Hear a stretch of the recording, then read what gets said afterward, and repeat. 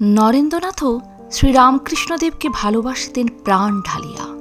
একবার তাহাকে পরীক্ষা করিবার জন্য শ্রীরামকৃষ্ণদেব প্রায় 1 মাস কাল তাহার সহিত বাক্যালাপ করেন নাই।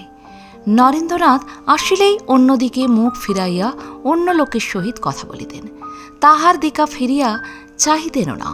ইহাতেও নরেন্দ্রনাথের আসা যাওয়া বন্ধ হইল না দেখিয়ে 1 মাস পরে জিজ্ঞাসা করিলেন, আচ্ছা, তুই তো আসা যাওয়া করিস, আমি তো তোর সঙ্গে একটা কথাও বলি না, তবু আসিস কেন?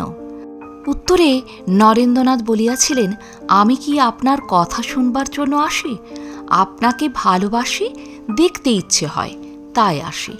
শুনিয়া রামকৃষ্ণদেব বলিয়াছিলেন, তুই বলে এতটা অবহেলা সইতে পারলি, অন্য কেউ হলে কবে সরে পড়ত। গুরু শিষ্যের পরস্পরের প্রতি এই অগাধ ভালোবাসার মধ্যেই নরেন্দ্রনাথের শিক্ষালাভ ও লক্ষ্য লাভ। শিক্ষক ও শিক্ষার্থীর পরস্পরের প্রতি ভালোবাসা থাকিলেই শিক্ষাদান ও শিক্ষা গ্রহণ দুই অতি সহজ ও সুচারু হয়, আন্তরিক হয়, আনন্দপ্রদ হয়।